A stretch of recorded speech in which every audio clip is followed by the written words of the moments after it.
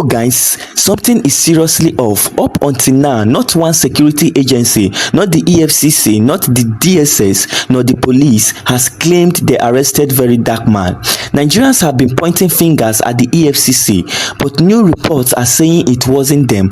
Yet, these headlines comes out saying DSS, police, EFCC arrest Verydarkman in joint operation. So who is telling the truth? Why are they all keeping quiet? Now listen, even Arise TV analyst Barrister Tietie came out and dragged EFCC for staying silent. Nigerians believe they are the ones who took him, yet they haven't said yes or no. No statement from them, nothing. Meanwhile, nobody knows where Verydarkman is. No access, no updates. And now, they are saying the arrest was a joint move by DSS, police and EFCC, all of them together. So why can't one of them step up and take responsibility? Why are they hiding?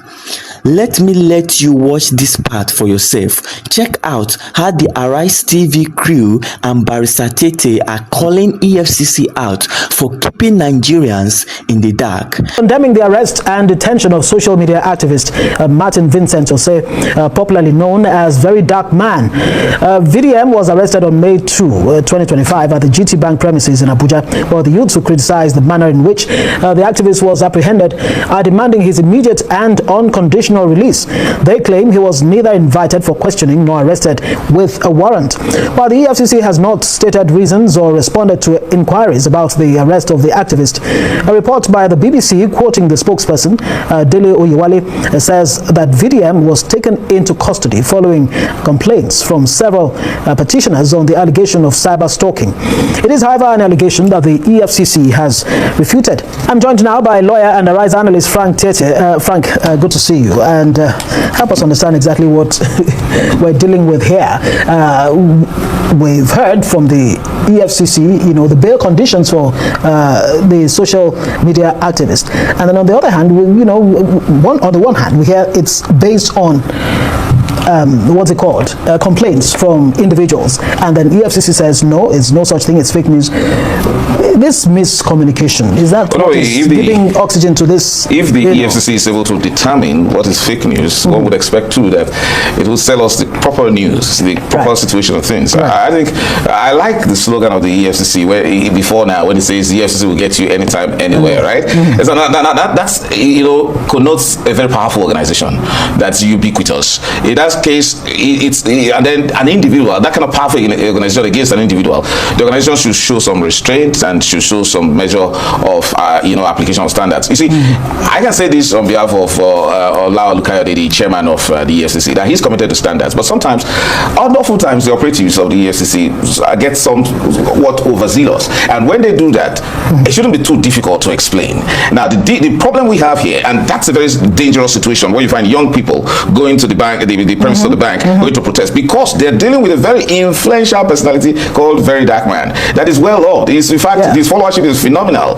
Now, and that's the reason why EFCC as an organization that also requires the goodwill of the public in its fight against corruption and financial crimes should actually deal carefully with an individual like Verydarkman. Now, there's a problem.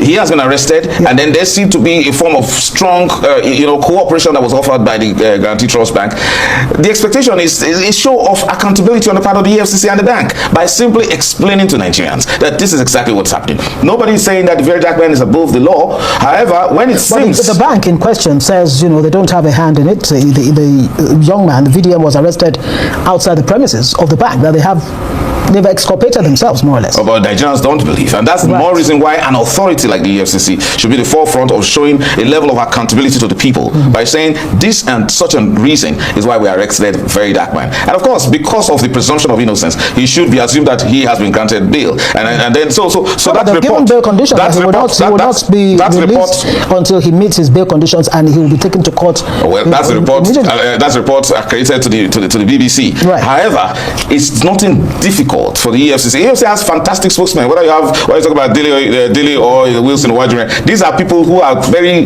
experienced in the business of public relations and public communication. So it's not difficult to communicate it. The problem is, Nigerians lose respect for the EFCC when it fails to do very simple things like this, or when it seems as if it's doing the bidding of one person. The chairman is not like that. I can say that because I've had a personal contact with him. So my mindset about the way he operates is a matter of very high ethical standards. So why is it not reflecting in his that's the reason why that's the reason why people protest. That's the reason why we must say that this is not the proper thing to do, especially for a very influential person like Verydarkman. Yeah. My expectation is that simply go and tell the public what is done, and now because of the presumption of his innocence, announce the bail conditions. I mean, I think it's valid a point if someone says that you could have simply invited him. I mean, for a long time, and when the FCC carries out one forms of publication as to a wanted person, the people show up because they know that from the current criminal arrangement, whether you even flee abroad, you'll be caught. So my expectation is that the EFCC should show some measure of accountability to the people. It's not the government to itself. How can the EFCC show accountability? How can the EFCC fix this? Looking in your eyes like a damage to the reputation of the EFCC? I think just do the right thing. I would have expected the right thing be? They call a press conference, because you can see that in this age of the social media, where people like Verydarkman reign as I would say as kings. They carry a lot of influence in that place, and every young Nigerian merely sees these sort of fellows as role models. So it's not a very good thing if now the FCC is seen as the oppressor, as the one that can be used by the government to suppress free speech. So in order not to allow, because we see that label of these explanations as fake news, in order not to allow the constant growing fake news to be preponderant, you have to make the proper statement, give the statement. So what the FCC should do now, in realizing that it doesn't matter whether he's a young person, the level of his popularity demands that a press briefing be given immediately to show some measure of accountability to Nigerians, that you don't work for yourself, and that you are not against Nigerians, and that we are all in the business of fighting corruption together, fighting financial crimes, or whatever in this case is cyber stalking. Nobody really wants it. Let's talk about this cyber stalking. Is it being okay. Very quickly, we're going to say cyber stalking. Cyber stalking. You see, look, until you become a victim of some of these crimes, you would not find the FCC to be a very useful organization. In this case, we're saying that it has to be on the good side of the people so that it can enjoy the goodwill of the people. After all, it's set up to serve the people. Cyber stalking can be a very dangerous crime, especially when it attacks innocent people. But Verydarkman is seen in the eyes of Nigerians, especially young Nigerians, as a freedom fighter, as someone who's speaking on their behalf, and it does it in such an innovative manner. Playing, it doesn't with a lot of and then it comes out to be well loved, and that's strange. And some of us are very impressed with him. And in that case, the FCC should even see such persons as partners, even when they make mistakes. Right. And in that case, they should not. Of course, he's already a hero, but you increase his heroism when you arrest him in such a manner and refuse to explain.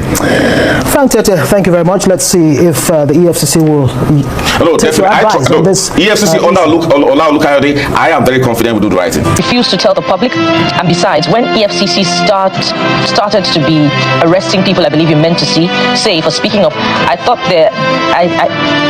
suppose their job is to arrest corrupt people that are stealing public funds. I've looked at this story critically, and I'm just concerned about the position of the EFCC. So I've been checking their Twitter feed to check what exactly is going on. So we understand the gentleman had gone to the bank with his mom, I think on a Thursday or a Friday, I can't remember, to lay complaints, and after that he left the bank and he was arrested, and initially they didn't know his whereabouts. Eventually the uproar started. They heard it was at EFCC custody. Now, as I speak to you right now, the EFCC has not said anything. Rather, people that are saying this is what the EFCC had privately told them. The EFCC has privately told them. At the end of the day, EFCC, I'm just looking at their page, they are calling all of that fake news.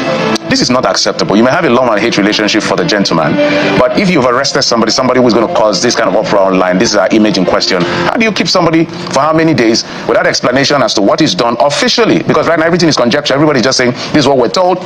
That's what we're told. I think the EFCC should do the honorable thing and be clear to Nigerians exactly what did he do while he's in custody. When will he find his day in court? I don't think this is as hard as it should be, except there's something I don't know. But now, you see what I'm talking about. This is exactly how they are running things in this country. Pick up someone, then ghost the person. It's like they are scared of Nigerians reacting or protesting, so they just keep everything in the shadows. Guys, I want to hear from you. Drop your honest reactions in the comment section. What do you think about all this? Because this isn't just about Verydarkman. This is about how broken the system is. Bandits are out there moving freely. Nobody is arresting them. Nobody is charging them. But the ones who speak the truth, they disappear them. What kind of justice is that? Please share your honest opinions and don't forget to subscribe, like and share. And as always, stay safe, stay informed, and God bless you all.